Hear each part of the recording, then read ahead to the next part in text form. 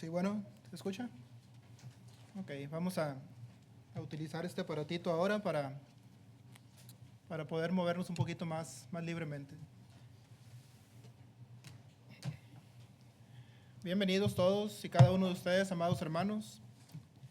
Estamos contentos con nuestro Dios que nos permite en esta tarde la oportunidad, el privilegio de podernos reunir para considerar su palabra. Damos también la más cordial de las bienvenidas a todas aquellas personas que no son miembros de la iglesia, pero nos acompañan muy amablemente. Le damos gracias por haber dispuesto este tiempo para estar aquí con nosotros, considerando la palabra bendita de nuestro Dios.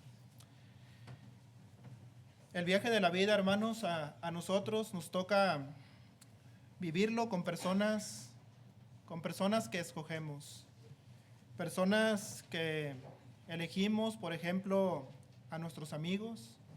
Nosotros escogemos a nuestros amigos, nuestra esposa, a nuestro esposo, ¿verdad? Dependiendo del caso, a nuestro equipo de trabajo, aquellos que Dios nos ha permitido en algún momento determinado de nuestra vida, negocio de cualquier tipo, de cualquier índole, al grupo de trabajo, a la esposa, al esposo, a los amigos. Nosotros escogemos a este tipo de personas. Pero hay otro tipo de personas que yo no escogí. Un tipo de personas que me las asignaron. Y ahí están nuestros padres. Ahí están mis hermanos. Yo no escogí a mis hermanos. Le doy gracias a Dios por ellos, ¿verdad? Le agradezco a Dios por ellos cada día, pero yo no escogí a mis hermanos. A mis padres me los asignaron. Mis hijos me los asignaron. Mi familia espiritual, mis hermanos en Cristo me fueron asignados. Por ejemplo, ustedes, amados hermanos. Y cuando pensamos en esta segunda categoría de personas, es decir, aquellos que no estuvo en mi control el haberlos escogido, aquellos que no tuvieron opción también para vivir conmigo, que necesariamente tienen que sí o sí compartir su vida conmigo, con usted, caminar a su lado. Nos hacemos una pregunta: ¿cómo les gustaría a ellos que usted fuera? ¿Cómo les gustaría a los demás que uno fuera, que yo fuera? Si estuviera en los zapatos de la otra persona, ¿cómo le gustaría que yo fuera? Y en esta tarde, hermanos, vamos a considerar el siguiente tema: personas con las que vale la pena vivir. Ese va a ser el tema que nos va a estar ocupando, y quiero que consideremos una historia que encontramos en la Biblia y que nos habla de una pareja muy interesante. Vamos a estar analizando a una pareja dispareja, en la que el marido es un hombre insensato, es un hombre imprudente. El marido es un hombre desatinado en su vida y sus decisiones. En cambio, ella es una bolsita de virtudes, es una mujer como aquella que describe Proverbios en el capítulo 31. Es una mujer que tiene grandes cualidades. Y vamos a ver cómo este matrimonio del cual vamos a hablar encaja en una serie de cualidades y defectos que son tan opuestos el uno del otro.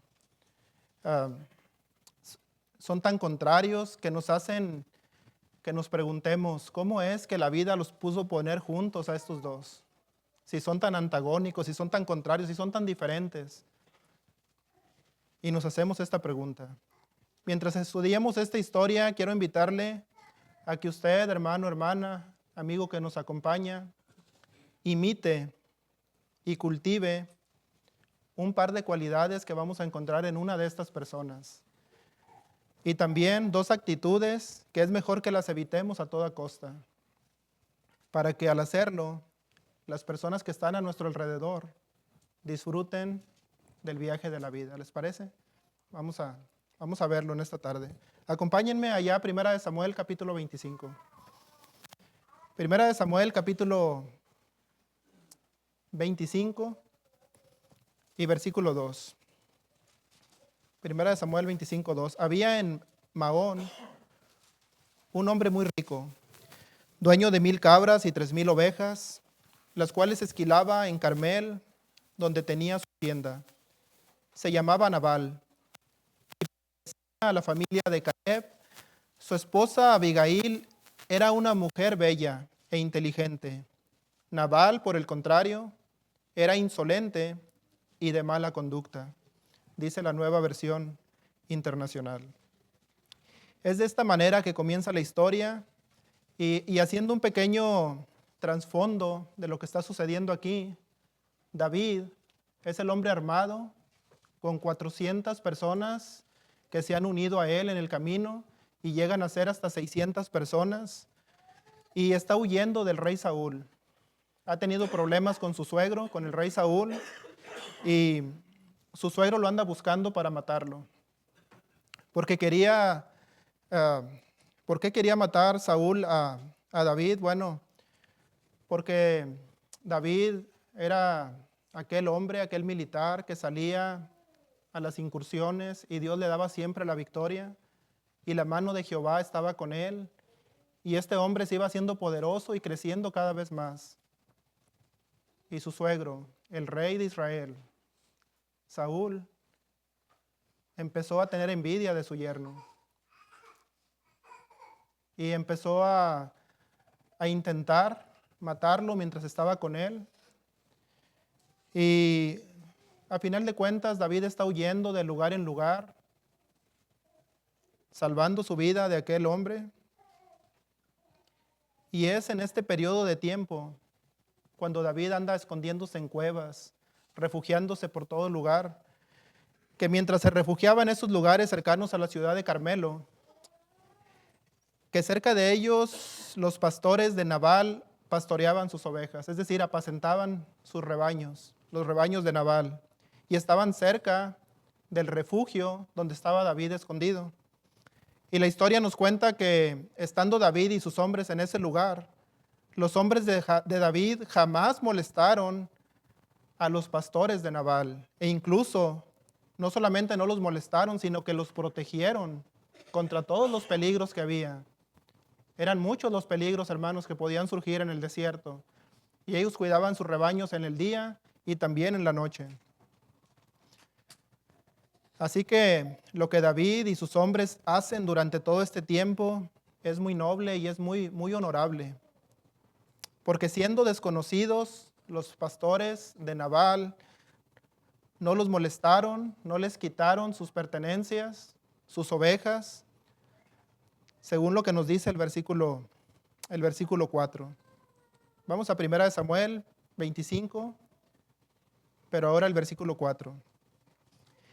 Y oyó David en el desierto que Nabal esquilaba sus ovejas. Y David, hermanos, sabiendo que necesitaba provisiones para él y para sus hombres, envía un mensaje por medio de 10 de sus siervos a Nabal para pedirle algo de ayuda en cuestión de alimentos. Recordemos que David y sus hombres no tienen dónde apacentar animales. Ellos son nómadas, ellos sí que andan vagando de lugar en lugar.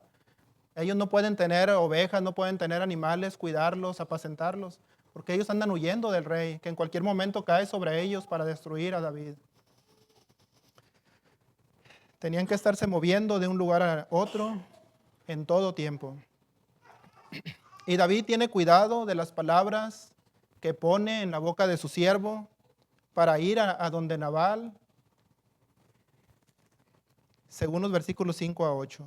Dice así, 1 Samuel 5, 25, 5 al 8. Entonces envió David 10 jóvenes y les dijo, subid a Carmel e id a Nabal y saludadle en mi nombre.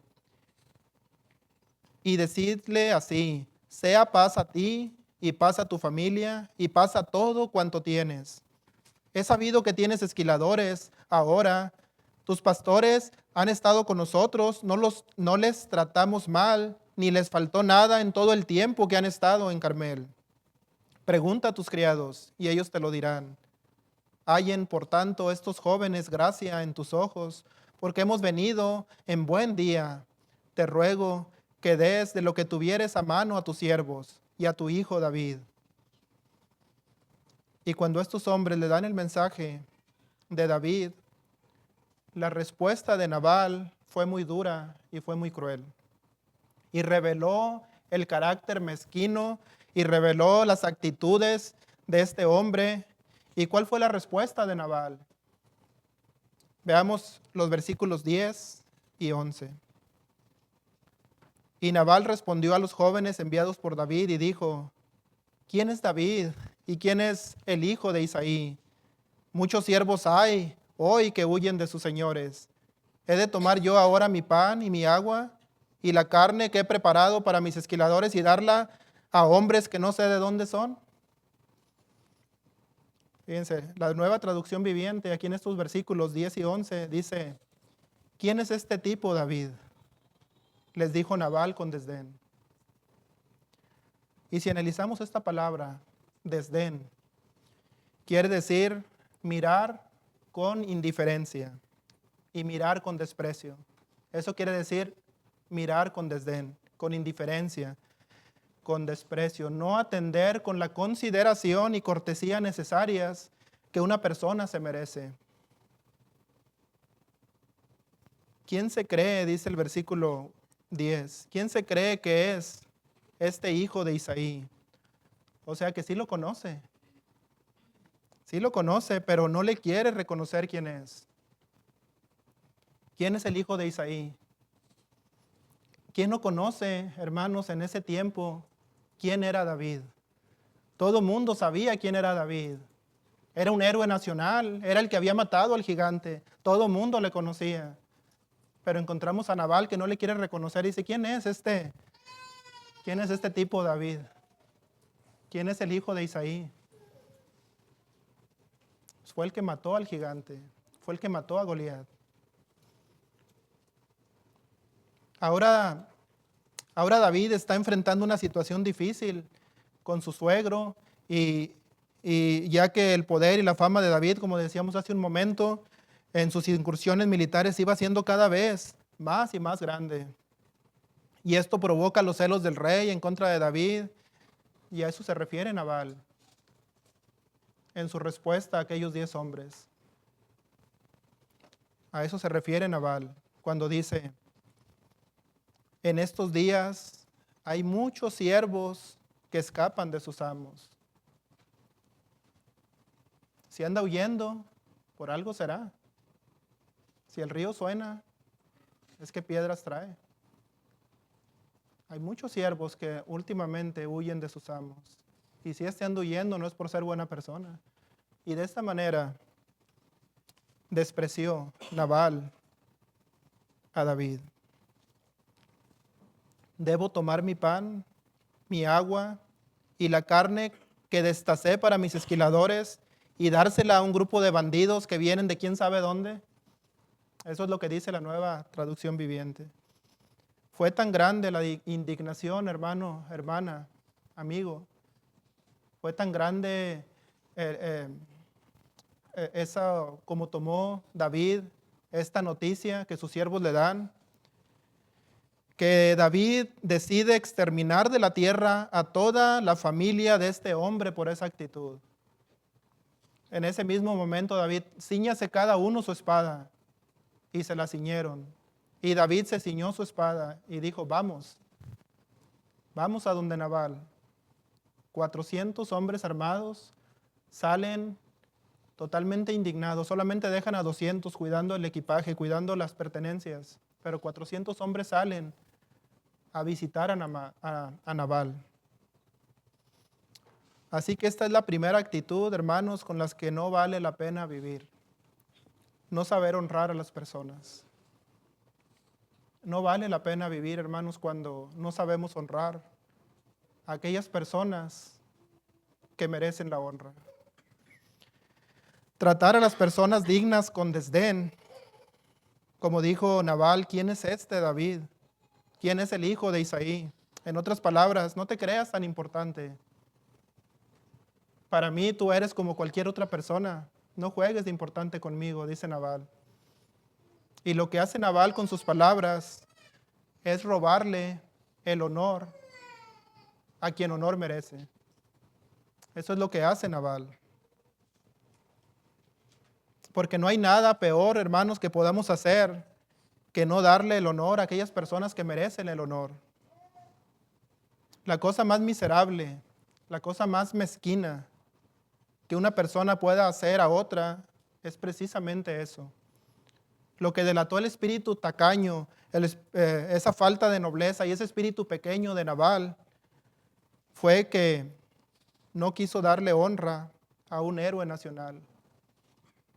Y esa es una actitud con la que usted y yo no queremos vivir. Porque la honra es tan poderosa en las Escrituras y es tan fuerte y es un tema tan importante que el mismo Dios llegó a decir, Dios honra a los que le honran. Y los que me desprecian serán tenidos en poco, según 1 Samuel capítulo 2, versículo 30. Si usted honra a Dios con sus bienes, dice la Escritura, Dios abre las ventanas de los cielos y envía bendición hacia usted hasta que sobreabunde. Si usted honra a Dios con la obediencia a sus mandamientos, entonces Dios le honra cumpliendo en usted, en su vida, esas promesas que Dios hace por medio de su palabra. Porque Dios, hermanos, Dios es generoso en gran manera. Y Dios sabe distinguir a las personas que son honorables. La honra, hermanos, es importante, es crucial en nuestra vida. Saber honrar a las personas. Nosotros le debemos honra a veteranos, a personas que han ido a la guerra y han luchado para que este país o cualquier país tenga libertad, puedan vivir, hermanos, libremente, puedan tener derechos. Les debemos honra a madres que han sacado adelante a sus familias solas, porque a veces su cónyuge no las apoya. Le debemos honra a los padres jóvenes. Les debemos honra a los padres que se han esforzado y se han sacrificado en gran manera por ustedes, por su mujer, por su esposa, por sus hijos. Esos padres que en ocasiones salen aún no claro el día, todavía con la oscuridad de la noche para buscar el pan y el sustento para que ustedes puedan vivir bien y se puedan dedicar y puedan llevar una vida más placentera. Les debemos honra a los padres. Les debemos honra a los buenos maestros que nos han enseñado cosas importantes para la vida. Les debemos honra a nuestros suegros que hicieron un buen trabajo con nuestro cónyuge. Y porque gracias a ellos, su esposa o su esposo, según sea el caso, es la clase de persona que es. Gracias a ese trabajo que sus suegros invirtieron mientras ellos estaban niños y adolescentes. Y es por eso que merecen la honra y el reconocimiento. Les debemos la honra, hermanos, a nuestros ancianos, a nuestros pastores de la congregación que llevan una gran responsabilidad sobre sus hombros, una gran carga, un peso en sus espaldas. Si tenemos, hermanos, buenos líderes espirituales, honrémosles y démosles las gracias, porque merecen la honra, están en esa posición de honra. Y a Dios, hermanos, a Dios le agrada esto. Dios nos pide que hagamos esto. Porque es tan positivo, hermanos, el reconocer los logros, el reconocer los aciertos, el reconocer la educación de otras personas sin sentirse uno menos cuando hace uno eso. Porque es la realidad, hermanos, que hay personas que han vivido más que nosotros. Hay personas que han alcanzado mucho más que usted y que yo. Que han llegado mucho más lejos que usted y yo juntos. Y no es malo reconocerles y decirles, bien hecho lo que has logrado. Y haciéndolo, hermanos, nosotros demostramos un espíritu de grandeza. Cuando nosotros reconocemos a aquellos que han logrado, que han hecho cosas grandes en la vida, que merecen la honra. Cuando usted, hermano, hermana, amigo, honra a las personas que lo merecen, entonces se cierran círculos de gratitud entre unos y otros. Se cierran círculos de respeto entre unos y otros. Se fortalecen relaciones dentro de cualquier tipo de organización o de institución. Llámese familia, llámese iglesia, llámese trabajo, cualquier tipo de institución. Se cierran círculos de compañerismo.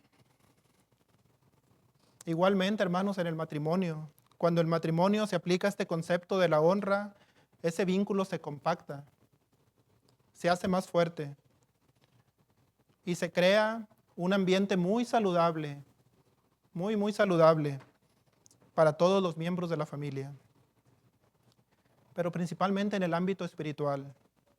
Cuando honramos a Dios y a aquellas personas que Dios ha puesto cerca de nosotros en la iglesia, es una cosa muy poderosa y de gran provecho.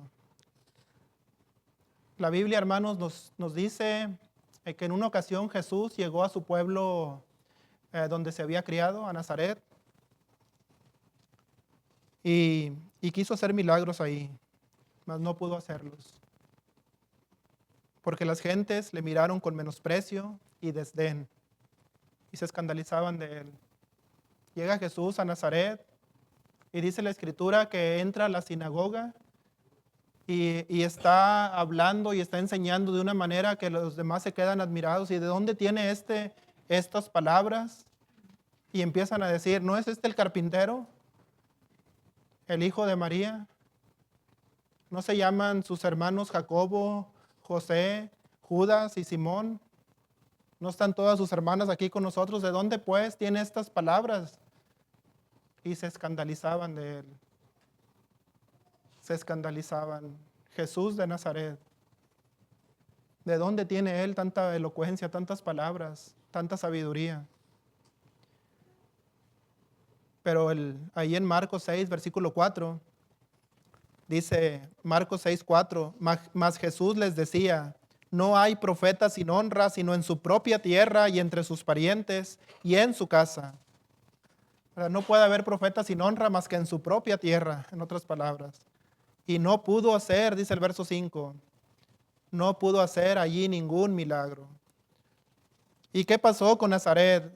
Nazaret se robó a sí mismo, hermanos. Se robaron a sí mismos. Entendamos bien este principio tan claro en las Escrituras. Cuando no honramos a las personas y no sabemos reconocer a los enviados de Dios a nuestra vida, nos robamos a nosotros mismos de lo que Dios tenía preparado para nosotros a través de sus enviados.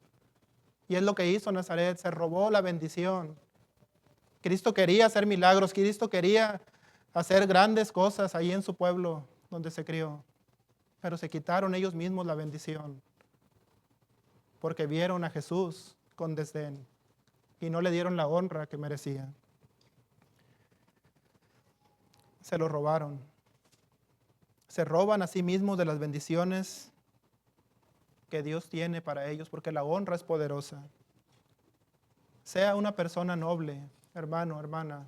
Seamos personas que sabemos reconocer, que sabemos valorar, que sabemos aplaudir los logros, los esfuerzos, la educación, los aciertos de los demás. Cuando usted ha sido el objeto del favor de otras personas, tenga la nobleza de dar las gracias y la cortesía y esa atención de agradecer. Recordemos que las amistades, hermanos, se hacen muy fuertes cuando el círculo de la gratitud se cierra. Lo veíamos hace algunos meses atrás cuando estudiábamos acerca del Evangelio de Mateo. Las amistades se hacen muy fuertes cuando el círculo de la gratitud se cierra. ¿Cómo se expresaba Jesús de Juan el Bautista? Considerábamos ese punto. ¿Cómo se expresaba Juan de Jesús? ¿Verdad? De una manera honorable. Es decir, cuando una persona nos hace un favor, tengamos la decencia de dar las gracias. Y no solamente, hermanos, de dar las gracias, sino mantener a esa persona en un lugar de honor por lo que alguna vez hizo por nosotros en nuestra vida, en algún momento determinado en el pasado. Tengamos a esa persona en un lugar de honor. No solamente decirle gracias y se acabó y me olvidé, sino tenerla en un lugar honorable por lo que esa persona hizo por usted o hizo por mí. Le debemos mucha honra, hermanos, a nuestros padres porque nos dieron la vida y porque sin ellos difícilmente estaría usted aquí o estaría yo aquí. Al hacerlo, tenemos la promesa de Dios. Cuando honramos a nuestros padres, tenemos una promesa de Dios de que nos irá bien y de que nuestros días serán largos sobre la tierra, porque es un mandamiento con promesa. Honremos a nuestros padres por todo lo que han hecho por nosotros. Honremos a nuestra esposa. ¿Por qué? Por el hecho de compartir la vida con nosotros y nosotros compartir la vida con ellos. Y haciéndolo, hermanos, será una vida más disfrutable, más bonita. Y su riqueza, es decir, la riqueza de lo que ella es, será como una corona para nosotros cuando tenemos esa honra en el matrimonio.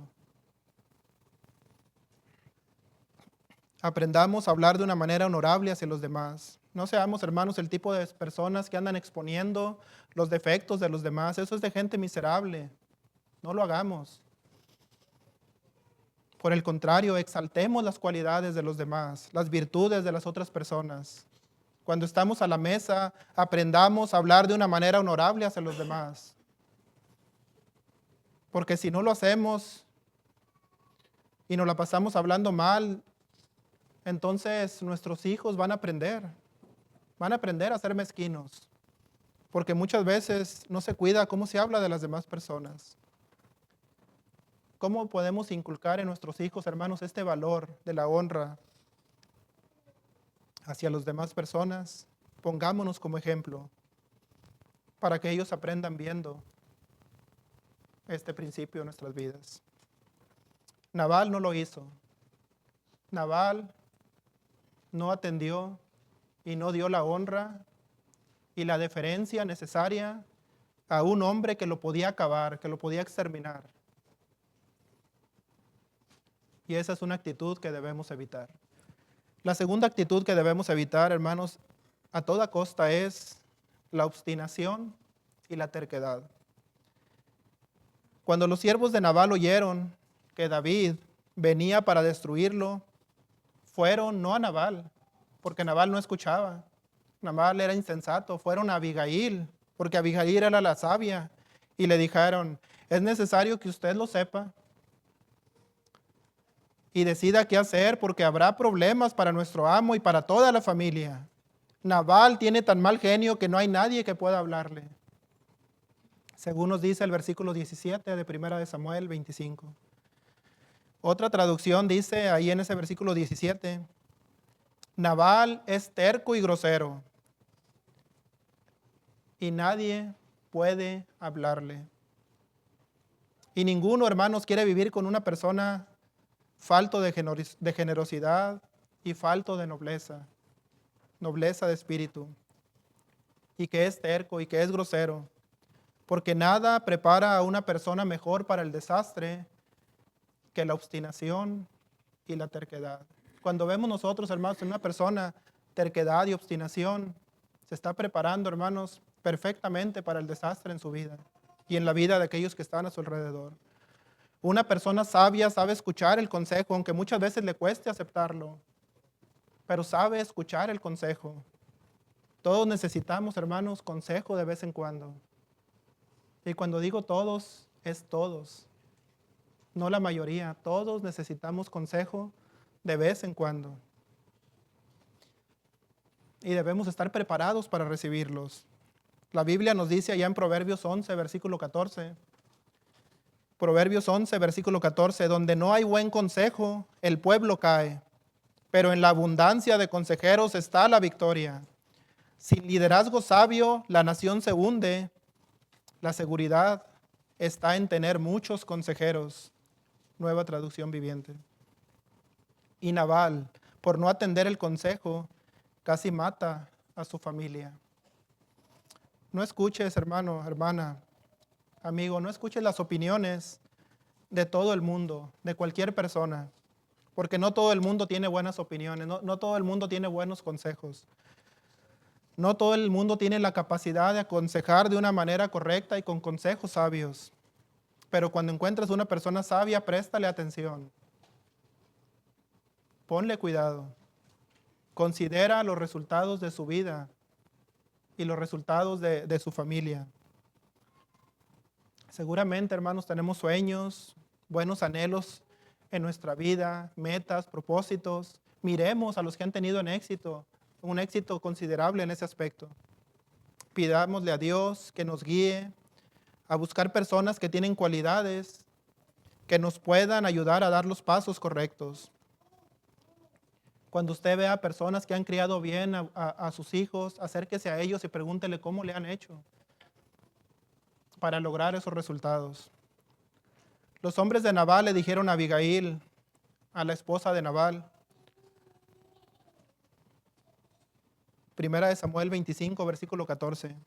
Lo que hizo Nabal está muy mal porque los hombres de David nos trataron muy bien y nunca sufrimos ningún daño de parte de ellos. Nada nos fue robado durante todo el tiempo que estuvimos con ellos. De hecho, día y noche fueron como un muro de protección para nosotros y nuestras ovejas. Pero el juicio, hermanos, viene contra aquellas personas que son tercas y que son obstinadas, y sobre aquellas personas que no saben honrar a los que merecen la honra. Porque el mayor robo que Nabal le hizo a David fue que no le pagó la honra que él merecía. Abigail, dice la Biblia, que es una mujer sabia, y no solamente sabia, sino que es muy hermosa. Y ella hace lo que una prudente sabe hacer, lo que una mujer sabia haría. Y usa la experiencia y se prepara para lo que viene. Abigail pudo considerar las consecuencias que venían más adelante de las decisiones que había tomado su marido. Necesitamos ser prudentes. Necesitamos imitar a esta mujer, Abigail. Un cónyuge sabio le ayuda al otro a ver las consecuencias de las decisiones que está tomando. Aunque al principio, hermanos, le caiga mal. En verdad, no nos gusta que nos digan. Pero un cónyuge sabio le dice, si compramos esto, va a pasar esto. Si no nos limitamos aquí, es cuestión de tiempo para que pase esto. Si te montas en esas 4 llantas, entonces no vamos a tener para ciertas cosas que queremos. Sí, está muy bonita la nave, el carro, la camioneta, pero en el futuro va a pasar esto. Un amigo sabio, hermanos, es aquel que nos dice, hay leyes de causa y efecto. Es causa y efecto. Si tú haces esto, va a pasar esto, no porque sea profeta, ni nada por el estilo, porque así son las leyes, porque así son las cosas. Si tú haces esto, esto te va a ocurrir. Y te lo estoy diciendo de todo corazón porque soy tu amigo. Y lo hace. Y le pasa lo que le dijo el amigo. Y entonces, Señor, ayúdame. Es que tú te lo buscaste. Porque no oíste el consejo.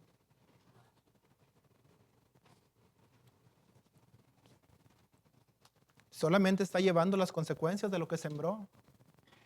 ¿Verdad? A veces, Señor, sácame de esto. Y es que a veces nosotros mismos nos lo buscamos cuando no escuchamos los consejos sabios que un buen amigo, que un hermano en Cristo, que un predicador, que un anciano, que una persona sabia le da.